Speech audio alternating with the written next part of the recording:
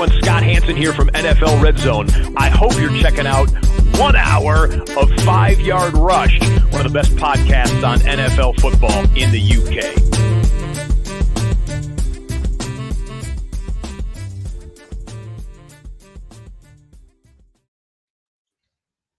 Good evening, Rush Nation. Week 11 review. Here we are. Murf, we carrying on before we get any further into this? We're going to keep going. It's still the same error, but basically, if you're watching this on Twitter, it's not quite live, but on everywhere else it is. Fine. We will keep persisting with it through the broadcast. We have a few technical issues, but I'm sure we will soldier on. Murf, obviously, as ever, joining me. How are you, mate? Are you well? I'm all right, Daniel. I'm all right. I'm here in my new office, which is, I'm not going to give you a tour because it's pretty awful. There's boxes, there's suitcases. 5 days after moving in, yeah. It's in a pretty bad state. But in a couple of weeks' time, it should look hopefully a bit better. And then over time, there'll be some nice little memorabilia and bits and pieces. So fingers crossed it will look better. But I'm well. It's good to be back. I missed you and I missed everyone last week. So much happier to be back in the chair and talking fantasy football as opposed to lifting boxes and basically making a shambles of moving.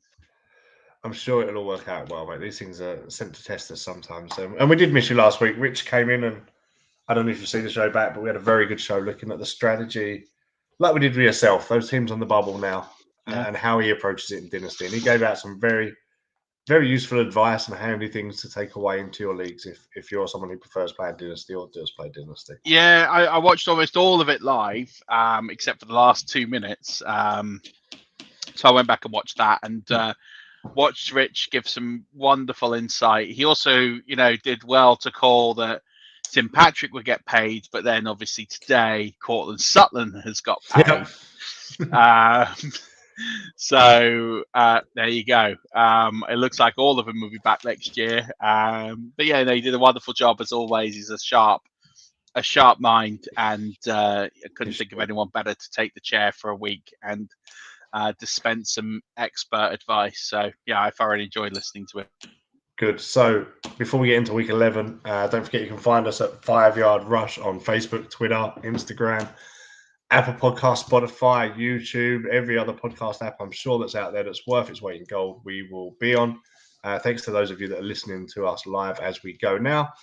Murf, week 11, what caught your eye? Oh, your internet went there. You okay? Oh, I'm okay. Yeah. You sure it was me? Oh, probably. Anyway, you were saying? Week 11. What caught your eye? Anything exciting? Yeah, quite a lot really. So I think the things that kind of shocked me, other than the fact that everyone was really looking forward to the Cowboys and the Chiefs.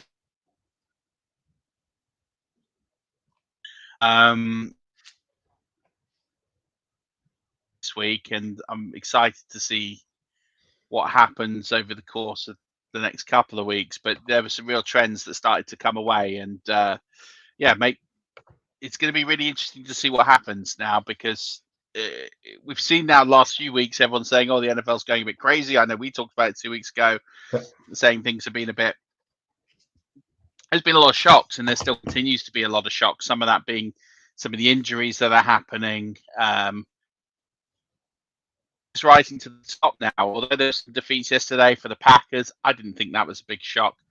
I felt that result was coming for the Vikings. The Cowboys, similar. I'm not that shocked that the Chiefs beat them. Nope. I think I look at some of the games that went around yesterday, and everyone obviously the Tennessee one is the complete outlier. I don't think anyone would have called that. I mean, like anyone that put that in the survivor pick would have been absolutely gutted. And fair play, you should be, because I don't think anyone saw Houston turning over. And it wasn't like they just fluked it. They dominated the whole game until the end.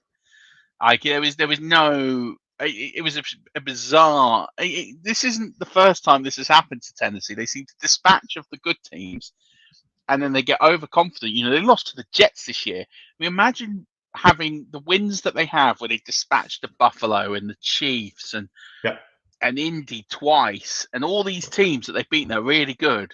And then they've lost. Their losses on the record are the Jets and the Texans. Well, that's it. The Titans are 7-0 versus last year's playoff teams, and 0-2 against the Texans and Jets. It's just ridiculous. Like you couldn't make that up. And that says to me, I don't really know what that coaching that points complacency, to. perhaps. I don't even want to say it's coaching complacency. I want to say that's almost player complacency. I think that's a case of players that they're feeling themselves. They're kind of like, yeah, we're going to do this, and yeah, we'll rock up. We're just take our foot off the pedal. We'll save it for next week. I was crowning them division champions 2 weeks ago because the route to them not making the playoffs was.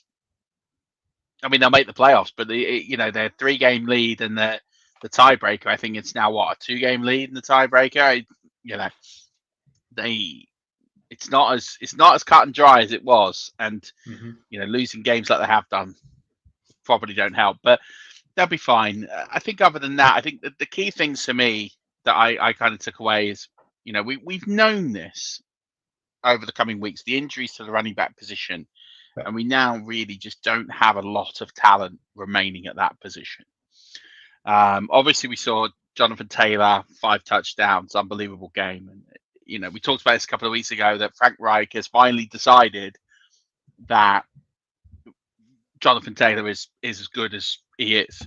And people have lamented me a little bit and said, you said that Jonathan Taylor would be a fringe RB1. And, I go on usage, not talent. And at the end of the day, Frank Reich has finally realised that actually his offense only really works if you give Jonathan Taylor the ball 20 plus times a game.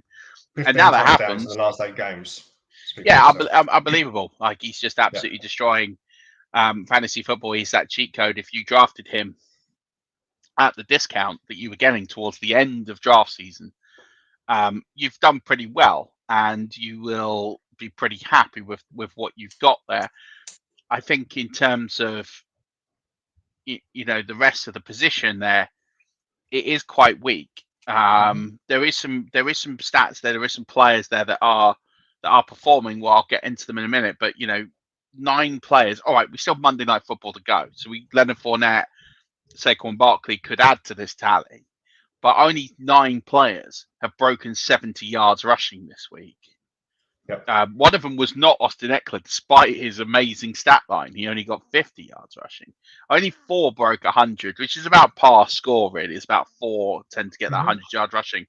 Whereas if you look at the wide receivers, 18 broke that 70-yard mark, but 11 went on to have 100-yard games, which is significant increase in the last few weeks in terms of players getting over that 100%. Or that 100-yard mark for the wide receiver position. So it's interesting. This is, they talk about it all the time. It's a passing league. It's a passing league. Yeah. It definitely is, and it has been for a few years. But now we're starting to see those elite numbers coming through at the wide receiver position. But in terms of the running back position, it is quite weak. But it's so important, that position now, because if you don't play that position right, you really are snookered. So one of the things I started digging into was trend data over the last 3 games played of players in the wide receiver and the running back position. Now, there's a player in the wide receiver position we're going to talk about because he's surprisingly up there and he's not played for a few weeks. He's due back soon, and that's why I want to touch upon it. But it's interesting because I've given you those numbers. Only 9 running backs have broken 70 yards, but 18 wide receivers broke 70 yards. 11 went on. Quickly before you go into it, is a lot of that more that, 1, the injuries that have occurred, obviously, to the top backs, but 2, also the fact that teams are now, not necessarily by committee, but are sharing that workload across backs to prevent injuries happening. Is that a big reason why? Yeah, I don't necessarily believe it's because they're splitting backs because of the fact that they're trying to prevent injuries. I think in some cases that is true. I think what they're starting to realize now is that there are very few game changers at the running back position. There are very few in the NFL. And this whole mantra of running backs don't matter is a really difficult one to sell now, because everyone's saying, well, you could just stick anyone behind the Colts offensive line and they'll put up ridiculous numbers. I don't believe that. I really don't. If you look at where Jonathan Taylor's touchdowns are coming from, there are very few players who can score the touchdowns they had. It's not like he's banging them in from the 5 every week. That's my point. If he was banging everything in from the 5, I'd take that argument and go, okay, I can concede that could be true. But he is scoring touchdowns from 30 yards out, 40 yards out. He caught a 28-yard reception. And the way that he got into the end zone is the way that only he can get into the end zone, or very few sort of elite players. And I think what you've got now is you've got this class of about 6 to 8 elite running backs in the NFL, maybe 10 if we're going on talent, maybe not volume. And then you've got this sort of secondary tier of guys who are decent. And then you've got this third tier, which is just committee backs, satellite backs, a bit of everyone else. Yeah. And teams are either going in with this philosophy of getting this elite running back to really pound the rock, to be the center of their offense and really do the damage, or they're subscribing to this committee approach. And there is no kind of half measure. And there's very few teams that are giving away that bell cow kind of work. So Indianapolis are, Tennessee were, they're kind of going more to a part obvious because Henry's not playing right now. It's not like he's going to be back till January. The Steelers, we'll touch upon that later, and my concerns in that area. But there's very few fully committed to the run. And it's because now NFL teams are realizing they need to be more balanced. So teams are trying to get to more a 50-50 balance in their pass run offense, or maybe even slightly favoring the pass. And then they realize that actually they need to find a way to sustain their running back. And therefore, the only way to do that is through a committee. But also, you've got the risk, fact right? It's just risk spreading. Some of it is risk spreading, but some of it is also the fact of you've got teams that have pretty poor offensive lines. And getting an elite talent and a poor offensive line is just pointless because it's not going to be able to do anything. So, and people talked about why Miami probably didn't go out. Well, why didn't Miami sign a running back? Well, because their offensive line is one of the worst in football. So, let's say they go out and get who was the top free agent running back this Aaron Jones was free, wasn't it? Right. Was free. So Aaron Jones ended up returning, but Chris Carson, even Jamal Williams, right? So Jamal Williams changed teams. He could have gone. He was probably the top free agent. He probably could have got a better role than he has. But there's no point in Jamal Williams going to Miami because that offensive line is terrible. He's just not going to get. He could get the work, but it's not going to do anything. We've seen it. They struggle to run the ball there. So it's an interesting one. I think in terms of the running back position now, it's just a case of you have to stick with the guys, but these guys are real difference makers at the elite end. And it ties into this point I've got in terms of looking at the last 3 games played. So these are all backs with 3 games played. Now, Jonathan Taylor leads the way. I'm doing this on half-point PPR scoring. Okay. Jonathan Taylor leads the way a long way. In his last 3 games, he's had 72 attempts. So that's rushing. He's also had 11 receptions. So that's 83 touches in 3 games. So you're talking close to, he's like 27 touches a game he's getting at the moment in his last 3 games. In that run, he's had 8 touchdowns in his last 3 games, as you mentioned.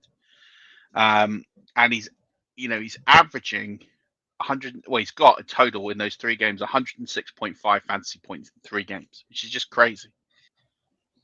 You're talking about 35 points a game plus in his last 3 games on average. So it's a crazy number he is putting up. It's such an elite difference maker. But Joe Mixon 72.9, James Conner 70.1, Alvin Kamara 62.4, Austin Eckler 61.6. Those 5 players over 60, and then you've got a couple of players there in the high 50s, Nick Chubb, Derrick Henry, and Derrick Henry in his last 3 games, one of those is the one he got injured in as well. And even Christian McCaffrey are all safely over 55 points. So there's 8 players over 55 points at the position in their last 3 games. All right, one of them is Derrick Henry and he's out injured. But my point is those guys are the real difference makers, and they're the ones that you will carry to a championship. Even James Conner, James Conner's been absolutely terrific and is putting up big numbers. But those guys there are the people that are going to take you to fantasy championships. Now, if I reverse this over to wide receivers, only 2 players have broken 60 fantasy points in their last 3 games. One of them had a big day yesterday. Second-year player. No. Deebo Samuel? No. Reigning offensive rookie of the year. Oh, Mooney? No. Oh. Justin Jefferson. Oh, of course he did, yeah. Actually, he should have been. Sorry, Justin Herbert was offensive rookie of the year, but okay, he should have been. So Justin Jefferson leads the way in his last 3 games, 67.1 fantasy points, half-point PPR. So it's a massive job. Yep. The other one is a rookie, believe it or not. Elijah Moore, probably. Elijah Moore, 61.4 points in his last 3 games. So only 2 players at the wide receiver position have broken 60 points in the last 3 games. So an average of just over 20 points a game. What you're saying is the running back 7 or 8 is giving you that same points transfer. Yeah, and there's only one other player above 55 fantasy points. So we talked about 8 running backs over 55, only 3 wide receivers. The other one is Antonio Brown, which I think I didn't really realize how. I knew he'd been effective, but his last 3 games, 23 receptions, 280 yards, 3 touchdowns is quite extraordinary. But they're the only 3. Chris Godwin sits just under him in 4th. Stephon Diggs 5th. You got a few players around the 50, but my point is that the wide receiver position is pretty clustered and spread in with this. I've talked about some names that are elite, but let's look at the draft status. Elijah Moore, you would have got off the waiver wire. He's someone that you would have got late. Antonio Brown was an 9th round pick, maybe 7th if you wanted him in drafts. Chris Godwin was a 4th round pick. Stephon Diggs was early. Cooper Kupp, 5th round, 4th round pick, maybe. Mike Evans, 3rd round pick. Deebo Samuel, 6th round pick. Darnell Mooney, free, basically in drafts. Devonta Smith, free, pretty much in drafts. In here, Donovan's Peoples-Jones, but that's one game that's a huge outlier that's in there. DeAndre Hopkins, and then there's a lot of guys in here that are just guys. I'm going to the top 22. DeAndre Carter's in there. Brandon Ayuk. There's a lot of rookies are in here. Surprisingly, the rookies are doing really well. Elijah Moore, Devonta Smith, Jalen Waddle. Well, those are quiet 3 games, Jamar Chase. Yeah, Jamar Chase the last 3 games has been quiet. He's just outside this sort of range. But, Jamar Chase has also had a good. He's 33 on this list. But the rookies are starting to really come alive now, which is interesting. And my point is that this highly drafted. We talk about the top of the board.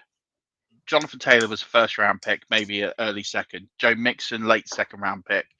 Yep. James Conner was kind of your outlier here, but Alvin Kamara, 1st round pick. Austin Eckler, 1st round pick. Nick Chubb, 1st round pick. Derrick Henry, 1st round pick. Christian McCaffrey, 1 overall. Dalvin Cook at 9, 1st overall, 1st round pick. Those top 9 players are all where you drafted them. They're all doing what they're supposed to be doing. Yet at the wide receiver position, it's a lot more scattergun and it's a lot more bunched together that you can fill in these positions. So, a lot of people will be really disappointed with their draft strategy this year and say, well, I took Christian McCaffrey or Saquon Barkley, they've gone down and I'm snookered. And that's ruined my season. And I get it. And that's painful. But the draft strategy there, and this is from the last 3 games, and this is still coming through in week 11 now. These elite running backs, and there's not many of them, are continuing to be league winners. It's just a bit of a lottery of if they're healthy or if they're not. But this whole 0 RB approach, I'm going 0 RB because every time I draft a 1st round running back, I get injured. It's a lunacy pot for me because I continue to see that trend that these are the winners here. At this position, the running back position, these are the guys that win your leagues. If you got Jonathan Taylor right now, you're laughing. To counter that, though, if I may, because that's what we're here for, right?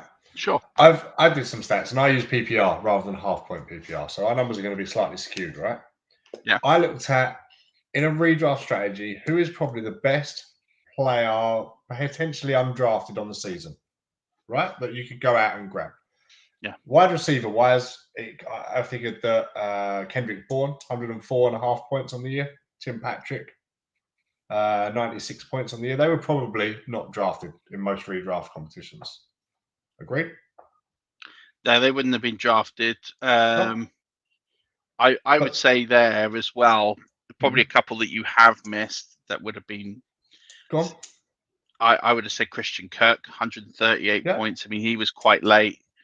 Yeah, I mean, Michael Pittman was the other one. I was getting him in the 9th round in places. But he'd have been drafted. I tried to look at players you wouldn't necessarily have drafted. Right off the board. Yeah, so Darnell Mooney. Darnell Mooney, I'd say, is probably the highest. Or Hunter Renfrow. 132 points. Yeah, quite possibly Hunter Renfrow. Yeah. I took a lot of Mooney, so that's on me. So maybe that's my own bias screwing that. But then looked at the running backs in the same principle. Darrell Williams, perhaps 110 points. Tony Pollard, 89. Mark Ingram, 86. J.D. McKissick, 86. There seems to be a bigger cluster of those backup running backs. I think Chuba Hubbard's in around that area as well. Yeah. But you may have got if. Go on. Yeah, but I get that. I think what I would say is those players are undrafted because they're not starting. They're not going to start. Whereas the wide receivers, because you're playing 3 wide receivers per team, most cases. Let's exclude the poor teams that really only have 2 fantasy relevant wide receivers, like Chicago right now. Right. Yeah. There's only 32 starting NFL running backs.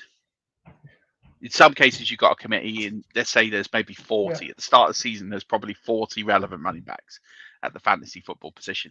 And then that pool just shrinks through the year. You'll get some that be straight up replacements. So, for example, you mentioned Chuba Hubbard, who would have been a replacement for Christian McCaffrey. Plug and play, fine. But you have other instances where a player gets injured and then it becomes this muddled committee. So say if Fournette San Francisco. Raheem Mostert out. Nobody knows what's going on. Right. And then eventually someone rises through the pack, but it's a muddled committee. And I think the difference is, and I get the point of, you can easily find undrafted wide receiver players, and you can. But when one of these handcuffs becomes on the waiver wire, people were spending all of their fab on Elijah Mitchell this year because there isn't going to be a replacement. And I think maybe that goes to the draft strategy for next year, and it's something to think about. Maybe drafting.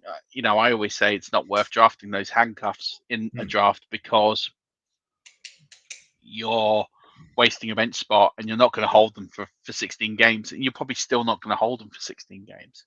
Yeah. But there is maybe a case to be made of taking a punt on one and seeing and holding. Because one of the things I want to talk about later is actually at this point changing the bench strategy based on the information that we're delivering now. Because we talked about bench strategy a couple of weeks ago, and we talked about dumping your backup quarterback and I think there's a strong bench strategy now coming to the playoffs. If your team is going to be in the playoffs and you can conserve bench spots, there's a strategy I would bring to life, but we'll save that for a bit.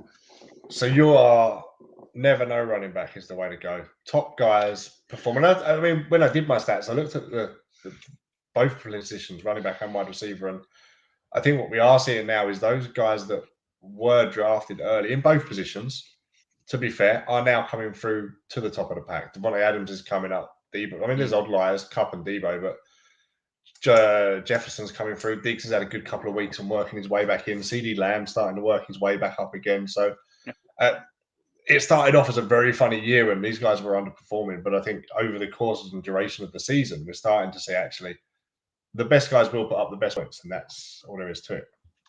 Yeah, and listen, I'm not advocating that you pass up a Deonte Adams. The cream does rise to the top here, and it absolutely is starting to look like that is going to be the case.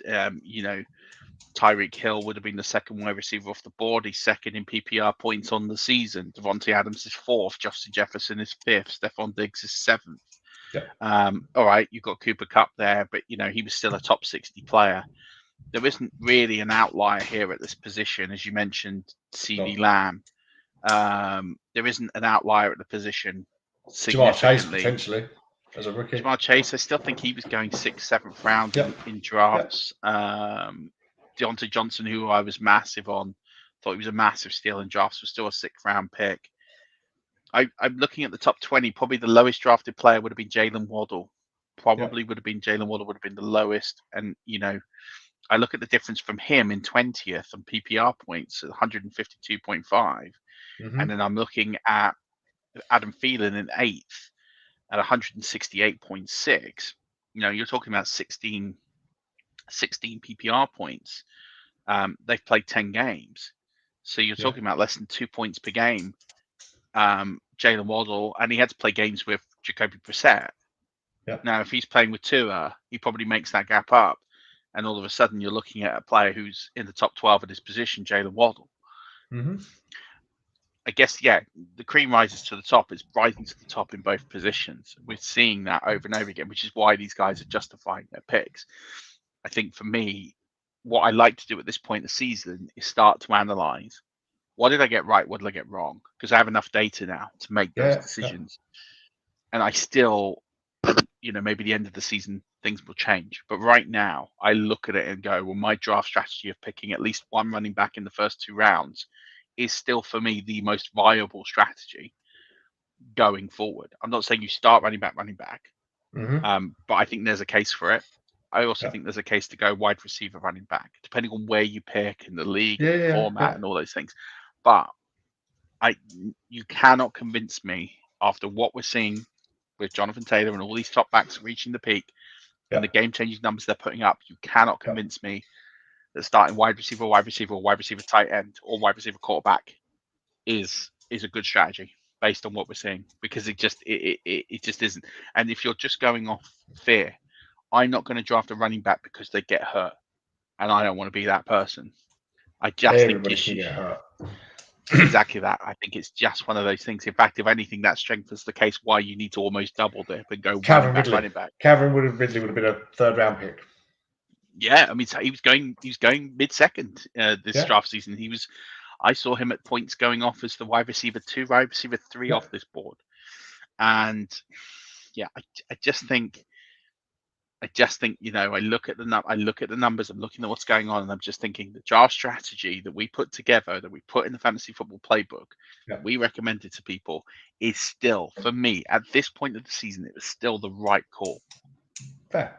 And the players that we recommended at the top end of the board, you talk about ADP consensus. That ADP consensus is looking pretty good right now. All right, you might move Taylor up 3 or 4 spots. You might move Zeke down 3 or 4 spots, or Barkley 3 or 4 spots. But that ADP consensus doesn't look that bad. It looks about right. I think James Conner's probably the biggest differential, right? Points per draft capital.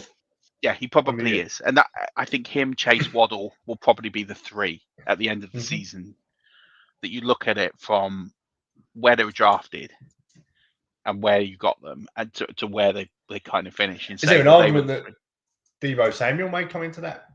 Probably as well. I think especially if San Fran sort out of QB, or Lance gets some form going, or he's doing that with a weird QB situation right now. Well, exactly, and I think you look at that situation and go, Samuel's going to shoot up boards next year on ADP. There's no doubt Cooper Kupp's going to go back up on boards based on ADP. Chase, Waddle, they will go up on boards based on ADP. Maybe Smith as well to a degree. You'll see the likes of Allen Robinson and Kelly Golladay start to slide and replace and they'll go the other way. Yeah, people will go T.Y. Hill. I think they will slide the other way. So it's interesting. I brought it up. I brought it up because these are things that have come to light in week 11. But when you're looking at just the last few games, they're really starting to show now that even though there's very few difference makers at the position, they're still putting up elite numbers. And fantasy football trade deadlines have gone, but if you're still in a league where you can still trade, trying to get one of these guys will be very difficult, but well worth the capital to try and do it. Yeah, but if you can do it, they're putting up the numbers to make it worthwhile. Especially if you're someone who's lost your Derrick Henry. Yeah, I think as well. Well, I was reading a report that it looks very likely that he's not going to play until January, Okay. and they're talking about maybe week 17. Okay. But they might also just sit him and wait for the playoffs. Yeah, that would be, I'd guess, a very limited run out to get some practice in him before a playoff game. That's all I'd imagine he'd be doing there. Yeah. But Derrick Henry's the sort of player again, right? But Derrick Henry's the sort of player that doesn't come out of the block strong. If you ever look at his season performances, he's always better at the end of a season. Yeah. And I think he needs to get reps. So I think if he is available in week 16, there's a case for the Titans to play significant snaps week 16, 17, and then maybe take the foot off the gas in week 18.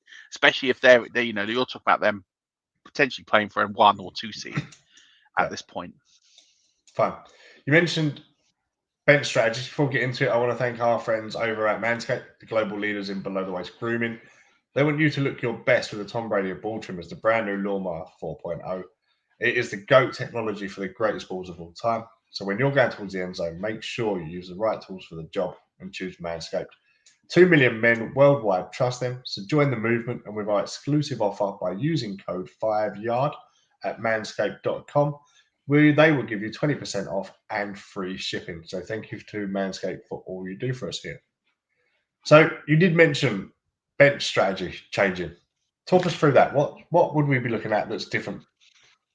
So we've just spent quite a bit of time talking about not many elite running backs, a plethora of wide receivers, right? And if you're digging into the trends of wide receivers over the last 3 games played, right, whatever format you want to look at, half point PPR, etc., you get to this cluster, right? So I'm going to exclude. I'm looking at the top 40 players. The only players in the top 40 that I would say are not that are available on waiver wires significantly. Deandre Carter. Yep. And that's only because he's had 3 games and nothing else. Yeah. Kendrick Bourne.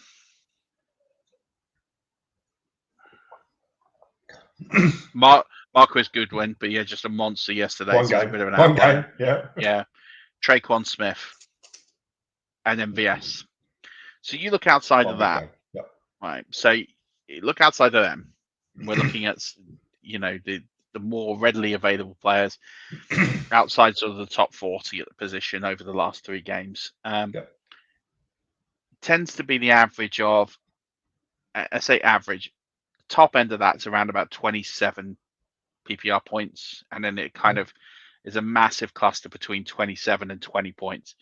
So between that range is about 30 players, just under 30 players that fall into a 10-point range here. Over 3 games, it's 3 points. It's not a significant amount. My point is, there are some players off the waiver wire, maybe like an MVS, who I would add because he has this spike potential to go up to a 20-point game. It's not going to happen often, and they're the sort of players that I would like on a bench. But realistically, the only types of players I really want off the waiver wire right now are ones that are going to contribute every week or one that's going to spike in a great matchup. I used your advice 2 weeks ago, and I added Deandre Carter to a time this week. After watching him against the Bucs, that was his 2nd touchdown in 2 games, and I thought I'm going to add him just to see if that relationship builds anymore in the next couple of games. I actually was forced to start him this week, and sure enough, he came through another touchdown. So now he is in contention. He has to be 3 touchdowns in 3 games. He has to be in contention for a flex spot next week, depending on injuries and bias. Exactly it. So there are a few players out there: Deandre Carter,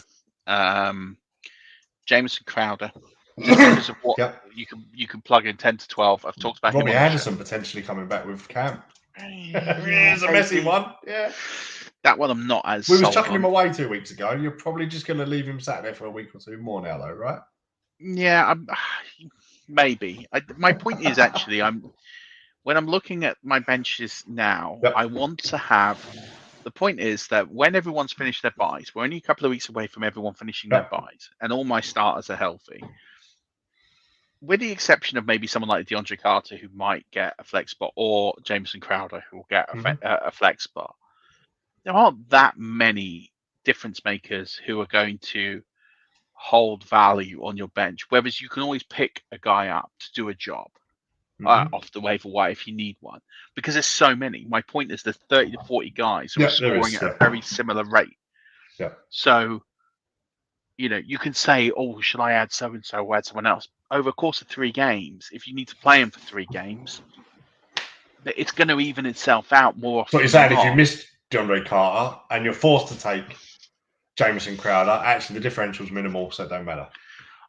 Yeah, but what I'm saying is those guys are more the outliers of the guys I would keep on a bench because they can contribute. Whereas, let's take Marquise Goodwin, for example, or MVS. These are players who might have this skyrocket potential of one big game. And if I'm looking at it from a 1-game perspective, I've got a hole this week. I need to pick someone up and play them. I can understand that logic because the ceiling is massive, but the floor is nothing. But I'm trying to chase the ceiling. Whereas if you're going to hold players like that, the longer you hold them, the less value they have because they're matchup dependent and they're going to hold value for a very short period of time. MBS is not going to win you a league. He's not going to win you a league. He might give you 1 week of really solid production. I think we've all missed it. I've put him in the waiver wire column because 10 targets says to me he might be getting a slightly bigger piece of the pie, and I'm intrigued. But it wouldn't shock me if I picked him up this week everywhere and then dumped him a week or 2 later because he was getting nothing. My point is, with the exception of these Deandre Carters, Jamison Crowders, there's very few guys. Hunter Renfro, if he's still available in your league, he's another one I would keep. Outside of these sort of handful of guys who you can sort of lock in production most weeks, there are not many. You're kind of just betting on the matchup and hoping that something comes good, like a weak wide receiver too. So, you look at, for example, Minnesota's secondary is pretty poor, gives up a lot of points to fantasy wide receivers. It was the perfect matchup for MVS to exploit. He's not going to have a lot of those matchups now for the rest of the season. Their schedule's much tougher. I look at what people carry on their bench. Here's some great names of people that will be on benches of people that are just clogging rosters. Brian Edwards, James Washington, Quintus Cephas, Deontay Harris. All of those 4 names are split by, and I'm telling you right now, over their last 3 games, they're split by less than 2 fantasy points. Devin Duvernay, Dante Pettis in much deeper leagues. Laviska Shenault. I could keep going. I've got about 30 names here. They're all a much of a muchness. So if you're just going to hold these names onto your thinking, well, if so-and-so goes down, I'll plug them in. My point is, I think you just get the same replacement off the waiver wire when you need it. So why hold the bench spot? Unless you've got, my exceptions, as I say, Deandre Carter is an exception. Jamison Crowder is an exception. There's a few of these guys who I'd say are exceptions. Anyone drafted in the first 7-8 rounds of fantasy drafts are exceptions. Let me put this in terms. This week, you had Allen Robinson, who was called out late at the end of the game, right? Before the game. Yeah. So you looked at the waiver wire to obviously go and get potentially Marquise Goodwin. Yeah? He's gone. What you're saying is, even if Goodwin's gone, because someone got there 2 minutes before you, MVS, maybe Westbrook and Kinney, he had 107 yards. These guys will still be there instead anyway. Is that your point? There's going to be someone there. And listen, the matchup might not be as great, especially when we're thinking longer term. Now, if you're thinking 1 week, right, it's slightly different. I like the idea of raiding the waiver wire, exploiting a good matchup, having that, and then having a very fluid roster spot or 2 for waiver wires for wide receivers. My point is, if you have a bench right now that has, let's say you've got 6 bench spots. If you've got a quarterback on there, and unless your quarterback is Jalen Hurts and he hasn't had his spot, Aaron Rodgers, I mean, obviously, if you've got, but they'll be on your bench this week. So Mahomes and Murray will be on your bench this week. Yeah. But moving forward, the only quarterbacks of note that you should be handcuffing, who haven't had their bye yet, no. I mean, listen, I love Mac Jones. I'm talking about 1 QB, and the Superflex is very different. With a 1 QB league, you got Ryan Tannehill, Shouldn't really be carrying a backup for him. But whatever, you could probably, again, he's the sort of player you can cut, probably get a likewise replacement for. But really, of elite quarterbacks, Aaron Rodgers and Jalen Hurts. I say elite from a fantasy perspective. So if you have, and I spoke to someone on Twitter this week who sent me a DM, and he sent me a DM, and he's in a 1 QB league, and he's holding 3 quarterbacks. I'm like, what are you doing? He's like, I've got Russell Wilson, Aaron Rodgers, and I can't remember who the other one was, but that was the one I told him. I was like, why? I think it was like Carson Wentz. I was like, why you got Carson Wentz? Why? Like, why? Are you ever going to play Carson Wentz over Russell Wilson or Aaron Rodgers? No. Now, I get holding Russell Wilson because Aaron Rodgers is about to go on his bye. But then after that, are you going to seriously keep? I mean, like, you have to analyze the matchups and decide which one you want to keep and what that. But why would you keep both of them? It doesn't make any sense because, what if one gets injured? I mean, we're so late in the season now. It's like you don't need a backup to the backup. Yeah. And at quarterback, it's a replaceable position. You can get a guy. You can stream every week. There's enough people. Tyrod Taylor, Joe Flacco both put up sensible performances this week that wouldn't have hurt a team. Ben Roethlisberger's available in most leagues, and he'll just do a job. He's not exciting. He's not sexy, but he'll do a job. Taylor Heineke, there's enough. Yeah. Tua's still on most leagues. There's still enough players at the position. Carson Wentz. I could keep going. My point is, if you've got 2 QBs on your roster, unless your QB is Aaron Rodgers, or like you say, you've got quarterbacks this week like Kyler Murray. I get that. That makes sense. Yeah. If not, I don't know why. It's just a waste of a bench spot. You need to loosen that up. Same goes with tight end. Why would you stash 2 tight ends? Tight end's a pointless position anyway. Unless Travis Kelce's on bye this week, Zach Ertz is on bye this week. Fine. Add Adam Troutman. There's no other tight ends you need to look at. Just get Adam Troutman, slot him in for a week. Job done. Fine. And then you can cut Adam Troutman, or you can keep him as a flex player. I don't hate it because he's going to be a top 15 tight end, but for the most part, not really relevant. The rest of your bench spots, I think you keep. Realistically, you should have maybe of your 6 spots. Once you've got rid of all the deadwood, I would seriously have 2 floating, rotating positions at wide receivers just for whoever I need to pick up that week, or 1. Kind of depends on the size of your bench.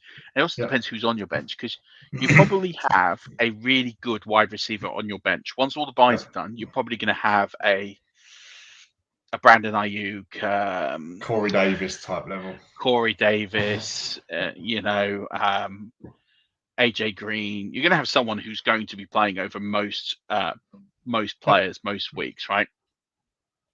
So that's probably going to be your one main bench stay, who's like your backup if someone gets hurt. So you then maybe keep 1 more spot and have that as just someone that you just keep rotating in and out every week. Just change that wide receiver to whoever has the best matchup that week, because there's 100 guys you could pick them. It doesn't make a difference. The rest of the spots on your bench should be handcuffs. I would be going out right now. I'd be getting Benny Snell. We'll talk about that in a minute. I'd be getting Mattison. I'd be getting Pollard. I'd want as many of these high value Hubbard, because Hubbard's been ownership continues to go like that every week. I'd be picking up as many of those guys as I can, and I'd be stashing them. Purely because if Dalvin Cook goes down, we saw Zeke go down a little bit this week. We saw Najee Harris get banged up this week, and again, we'll talk about him in a minute. We will. I want to have the next guy. I don't want that to go to waiver wire. And I don't, because if I'm contending for the playoffs, I'm not going to have a high enough priority to get him. And if I've spent all my fab, I'm not going to get him. Yeah. So you need to avoid that situation. You need to, and the only way you can do that is to handcuff players. Listen, you might never use any of them. You're just buying tickets. Built, right? Yeah. And that is my whole point, is your lineup is built. Once everyone is done with buys, it will be, we've only got 6 teams left to go on buy. There's not many. So you don't need to have these players on your if you've got Bryan Edwards on your bench right now, when are you ever going to play Bryan Edwards? I mean, realistically, when are you ever going to play Bryan Edwards? When your entire lineup is decimated, in which case your season's done anyway. Yeah. if Brian Edwards is someone that needs to go in your lineup, I mean, I know you played Deandre Carter this week, but again, Deandre Carter is someone who's trending up, and it makes sense for the odd week. You're going to need a player, but yeah, I think for me, I if I've got 6 bench spots or however many bench spots, I want those lottery tickets because as we're seeing right now, those players at the running back position when they're getting that elite production. I mean, Ramondre Stevenson has put up 45 fantasy points in his last 3 games. That's 15 points a game in his last 3 games. He's been relatively consistent. In fact, he actually got more touches than Najee Harris, the Damien Harris, in the last game. And he was a waiver wire pickup 2 weeks ago. Yeah, that's a lottery ticket. It's just cashed. Yeah. Booker, Devontae Booker, if something happens to Saquon tonight. They might sit him soon. Yeah. Elijah Mitchell, does someone drop him? You never know. Keep an eye out for players like that. We've just seen AJ Dillon ascend to the top of the depth chart. We've seen Mark Ingram ascend to the top and this is the point now. People go, oh my God, there's been so many running back injuries. It's all going to happen now. There are going to be running back injuries over the next 3 or 4 weeks. It always is at this point of the season. If you are not handcuffing either your own backs or other people's backs, this is where fantasy championships are won. I have won the most ridiculous fantasy championships just by handcuffing players. I've won I won fantasy championships for players like CJ Anderson, DeAndre Washington. These are the sorts of players that miraculously in the last few years have won you fantasy leagues. CJ Anderson was an absolute league winner the last 3 weeks of the season when Gurley was hurt. We put up 20 plus points. I think in the championship week, he put up nearly 40 points. Yeah. Thanks for coming. Thank you very much. CJ Anderson's not a player who's going to win you games in the regular season, but he's the kind of guy that will win you a league. It's silly. And that's what happens every single year. You have to be a step ahead because if you get into a head-to-head shootout on the waiver wire, if you don't have the priority or you don't have the fab, you don't win. And that could be, you can have an 11-0 roster right now and still not win your championship because someone outsmarted you right now by picking up a Benny Snell, by picking up an Alexander Mattison, by picking up a Tony Pollard. Let me stop you there then. Let's move on because I think we've done that. Yeah. Handcuff, get rid of dead weight, sat on your bench. Yeah. Benny Snell, Najee Harris. You mentioned his name a couple of times there, and you said earlier we come back to Najee Harris. What have you got and what have you seen and analysed on the Steelers there? Yeah, so I put this on Twitter this week, and then I'm starting to become a bit of a doomsayer because we spoke before I went and I went off for a week, and I talked about Aaron Jones and saying I'd be selling sell him. Yeah. And if you sold him, you probably should be buying me a beer because now he's out for a few weeks. I didn't think he'd get injured. This case, I am slightly worried about his usage. Now, these are numbers coming into yesterday's game. He missed some snaps, but he still held pace almost, just short of pace. So, Najee Harris, 540 snaps played before this weekend. He played 52 on Sunday Night Football. So you're close to almost 600 snaps already, which is averaging 60 a game. So he did 52 yesterday, slightly dipped below that because he got hurt. He's on pace for around about 1,000, just north of it. I put 1,020, but that average comes down slightly to about 1,015 snaps. It would be the second most snaps played by a running back in the last decade. Only Christian McCaffrey in that bonkers season he had 2 seasons ago is the only one that's come close. And he hasn't been the same CMC since. Right. He's on pace for 400. Yeah, exactly. He's on pace for 415 touches, Najee Harris. Wow. Now, 415 touches would be the 25th most productive season of all time. Now, that doesn't sort of ring any alarm bells. 25th all time. That's not really all that much. But to give you some context to that, except for Lev Bell, who had 406 in 2017, Christian McCaffrey, who had 403 in that bonkers year that he had in 2019, the only player to have exceeded 400 touches since 2009 is Demarco Murray, when he had 446 in 2016. He then got injured and retired the following year because he was done. I mean, he was an aging back at that point anyway. Yeah. But my point is, players who have this kind of production don't go on and have a big productive year the next year.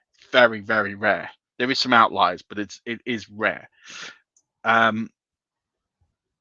Now, this is the first 17-game season, so it is slightly inflated from others who had 16 games, for example. But the last player of Najee Harris's age, he's 23. So the last player 23 or younger to amass over 400 touches in a season is Chris Johnson. He did it in 2009. Now, Chris Johnson was pretty effective for a couple of years, so he is an outlier here. But also, Najee Harris has never touched the ball more than 294 times in a season. And that was in his last season in college. And he didn't touch the ball in his junior year. He touched the ball 236 times. So we're in uncharted territory in terms of the amount of usage and production that Najee Harris is in. That also means being tackled 260 times or 400 times, right? And there are some bigger guys in the NFL that hit a bit harder than there are in college. And we saw this yesterday, right? He didn't get injured because of workload. He got injured because he took two ridiculous hits. One, someone fell on his head.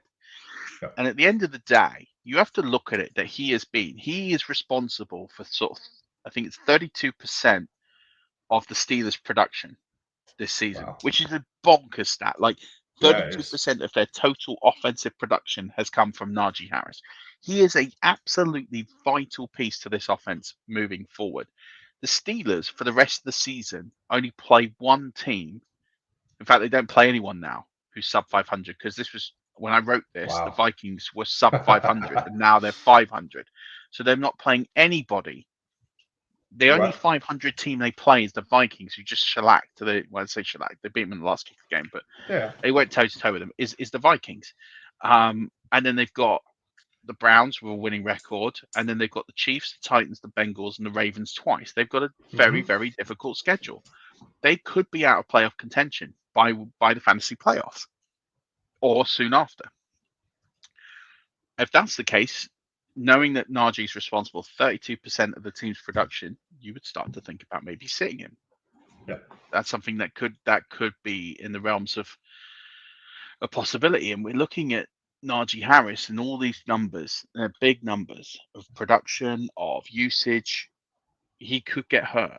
I'm not saying he's going to get hurt. I'm saying, as you mentioned, bigger guys in the NFL, the more plays you on, the more times you touch the ball, the more times you get tackled. Well, that's it. The more times you get tackled, the more chance there is for an accidental roll-up on an ankle. It's not that there's anything deliberate to it, but you're putting yourself in that situation more often, therefore you're more likely.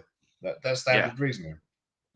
And just for me, I just don't think that his numbers are sustainable. I just don't think that the Steelers can continue to produce at that level. And that Najee Harris can produce at that level, because something's going to give. You know, a player cannot be responsible for all of that production on the ground. It just doesn't work. So they're going to have to change something.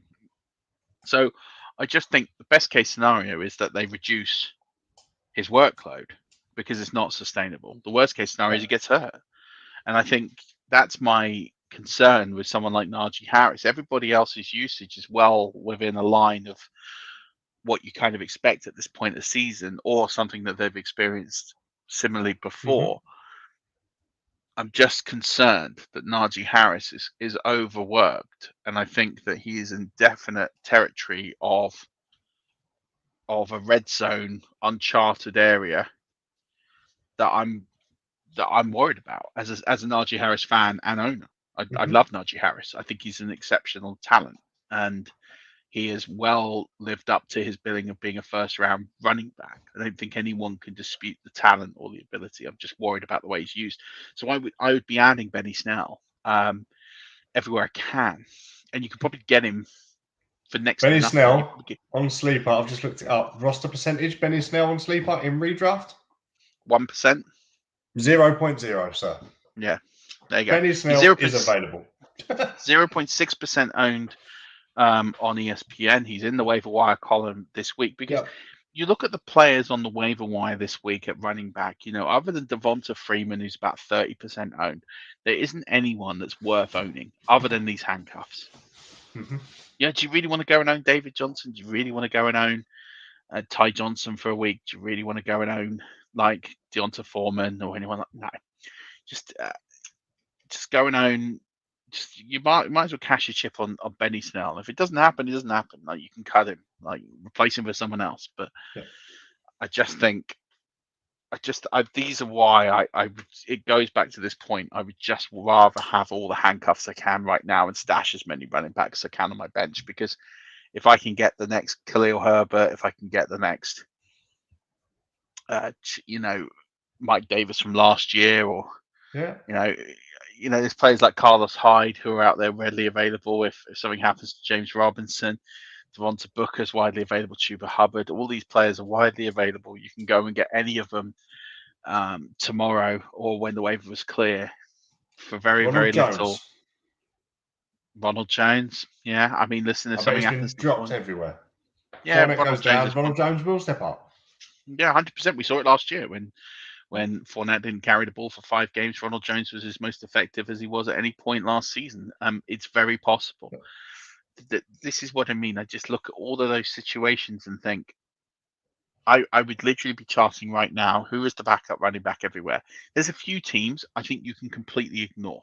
So, for example, the fool's gold last week was CPAC getting injured, and everyone went on Wayne Gorman. You can ignore the Falcons. They don't run the football. They're rubbish at it. So you can ignore the Falcons. They're not very good at throwing it either at the minute. So they're not good at doing anything, the Falcons, other than losing. So good luck to them. There's a few teams I think you can just say don't really run the football all that well. Those or proper at all. committee ones as well. The Bills, perhaps. Yeah, if Moss or Singletary goes down, you're not going to go anywhere with it, are you? So yeah, the Texans you can ignore. The Eagles potentially. Miles Sanders almost put up. Yeah, I mean, Miles Sanders came back yesterday, but they lost him for 3 games, and nobody really filled that void, did they? No, I mean, touchdowns. You're banking. Yeah, exactly. You're banking on Jordan Howard touchdowns, but yeah, exactly that. There's a few teams you can look at and go, probably wouldn't want part of that. But there's certainly teams that have that elite running back.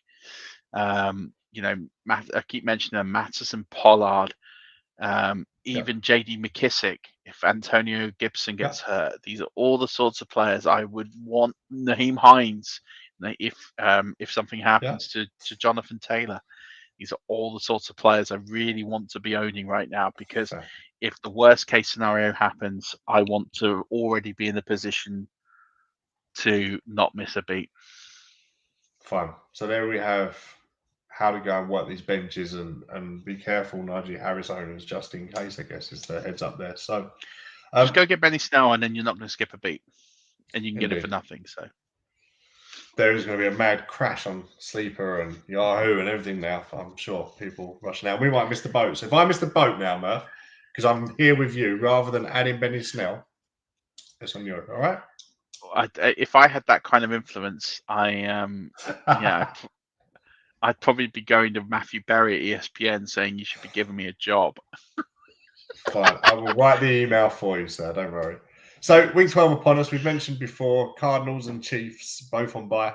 There's not many teams. I don't think there's another week where there's more than 2 teams on bye. So there's only 6 to go, I think. So some big pieces missing this week, but I guess roster depth and benches, you should have enough to kind of cover those. I think you just expected points is going to be a little bit down, perhaps. Yeah, I've just seen Jamal Agnew, which I'm gutted about, as yes, he has gone down for the season, which is I really like Jamal Agnew, so that's really sad. I've just seen Logan Thomas is looking like he's coming back from IR.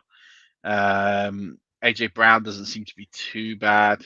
CeeDee Lamb is going to be out this week. Yes. Amari Cooper. Cedric Wilson. Yeah, I mean, could be Cedric Wilson and Dalton Schultz week. Yes. You can see what happens there. But yeah, Justin Fields with the rib injury. There's quite a few.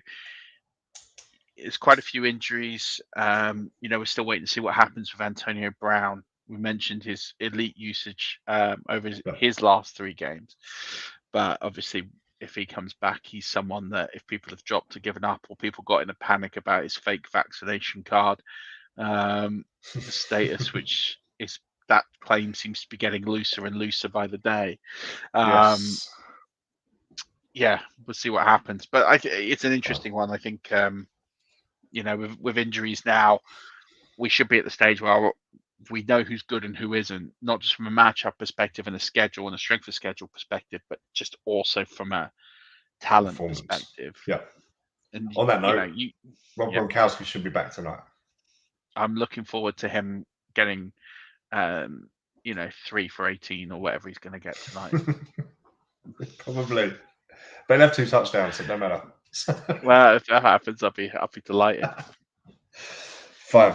You wrote a bit in here about strength of schedule. Do you want to cover that now, or do you want us to put a pin in that and come back next week, maybe on the? I could just cover it really quickly. I'm not going to go into too much detail. But I talk about this at this point in the season. It's really important, and maybe I'll do another pod later in the week on the strength of schedule, because I think it's really important to look at matchups coming up. We've got enough data now to analyze what's going on and looking at the strength of schedule. So teams like for the rest of the regular season schedule, for example, the Panthers, although they still have a bye to come, have a really good schedule.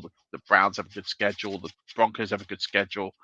The Dolphins have a good schedule. The Eagles have a good schedule. The Tennessee Titans have a good schedule. Some byes mixed in there, but for the fantasy playoffs, Arizona have a really good schedule. Jacksonville have a ridiculously good schedule for James Robinson owners.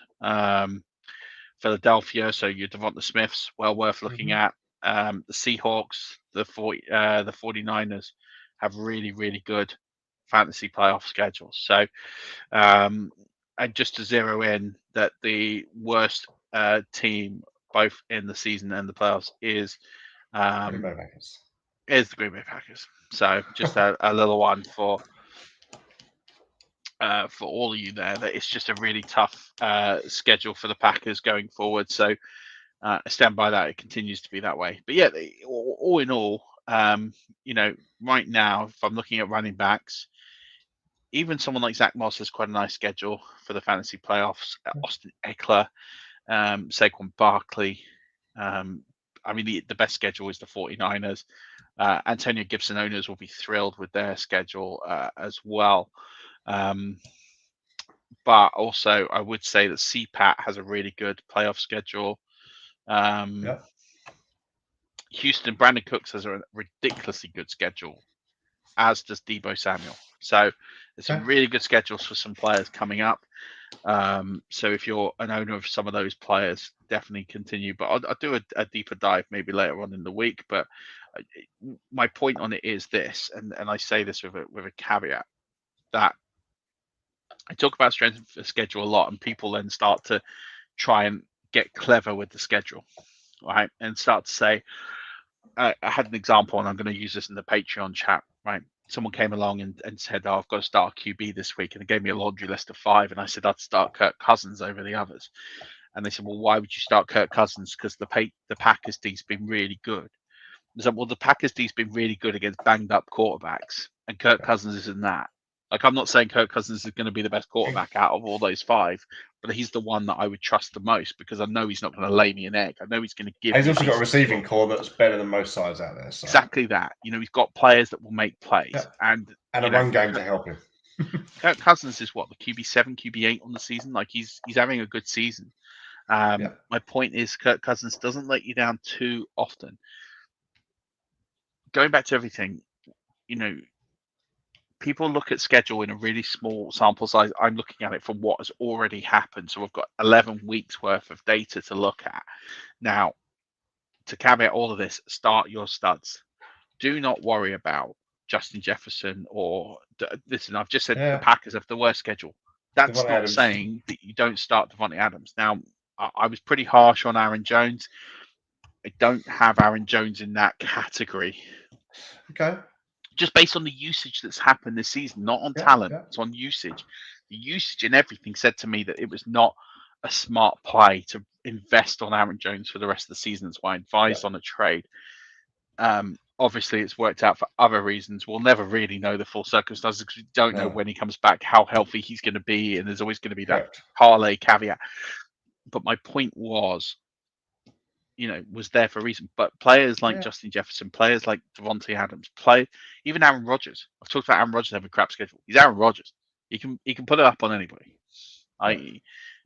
Don't worry about your studs. Players you draft in the first 60 rounds or 60 picks, 5 rounds, probably should be okay. I mentioned Aaron Jones, he was more of an exception and anything that kind of proves the rule. But those fringe players, your flex positions, your bottom end of the roster, tight end, they're the ones where I would say those start sits schedules important, especially when I'm looking at the waiver wire and I'm thinking about, well, do I pick up MVS this week or do I pick up Deandre Carter? Well, then I would, or if I had MVS and Marquise Goodwin, I'd probably look at the matchup, or I'd probably look at who's throwing them the ball. I think you've got to have a couple of caveats and tiebreakers in there, but only when you're talking about players that are of the same playing field. I had someone ask me a start sit question this week. It's like, who would you rather play, Justin Jefferson versus the Packers or Darnell Mooney against the Ravens? I'm like, how is that even a question? Yeah. Oh, well, the Packers have been good. So, Justin Jefferson's pretty good. Mooney he has put up 100 yards in the first quarter. Yeah. Well, he was free catches for 104 yards at some stage. I saw early on. So, yeah, and listen, Darnell Mooney turned out okay. Like, it would have been a fine play, but that's not a start sit question. No, you didn't draft Justin Jefferson in the second round to play Darnell Mooney over him. With Justin Fields throwing him the ball, he can't throw for 200 yards. Like, no disrespect. Well, it's Matt Nagy, it's not Fields. But yeah, anyway. Fair. Anything else you want to add for week 11 before we wrap this one up? No, fantasy playoffs around the corner. 3 weeks left to go. I would like to see a lineup of someone who beat Jonathan Taylor. So someone who went up against Jonathan Taylor and won. I've got one in my home league. Oh, wow. Let's see it. It's a dynasty league, bear in mind, but let's have a little look. So, Dave Camfield, most will know him off Twitter. Jonathan Taylor was hit by a Dak Prescott negative performance. CeeDee Lamb only got a handful. He had Devonta Foreman in there for the Titans. Zach Moss only put up half a point in what we got. The other guy playing him, Gaskin had a fair game. Thielen put up plus 20. Devontae Adams, DJ Moore, Travis Kelce, Jarvis Landry, all reasonable points. So the sum of all the parts was bigger than the there you go. Well, there you go. I'm sure there was a few, but yeah, that's nice to see. I like to see it. I did speak to him earlier about it, and he said, I am probably the only person in the country today that's going to lose with Jonathan Taylor starting. So. I don't think so. I think there was a few, but it was nice to see. So yeah, it's nice to see it happen every now and again. It sure is. Right. So that wraps up week 11. The Dynasty guys will be here on Tuesday, I believe. We've got the college and IDP guys on Wednesday. And the DFS is out on Thursday with a matchup pod on Friday. Well done to everybody but me from 5 Yard who did really well in the DFS competition this week. I think Nick, 4 of the top 5 spots between them. Yeah, Nick's doing a victory lap. Nick's the worst host ever. We host a competition, he hosts a podcast, and he wins. That's not really how it goes. You're supposed to let the others win, Nick. But it does give you a great testament for when he speaks about. He knows what he's talking about right there. He's put his own cards on the table and delivered. So we will have another contest.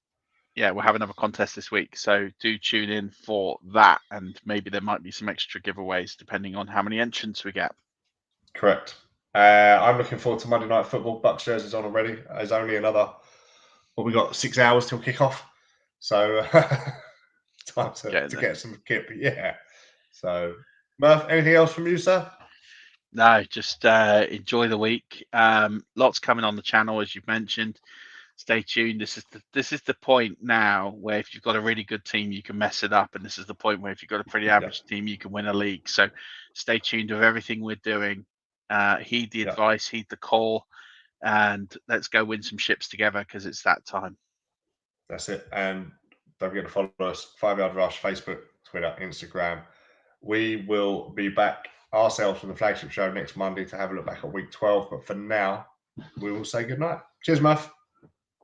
Yep. And as always, don't forget, keep rushing.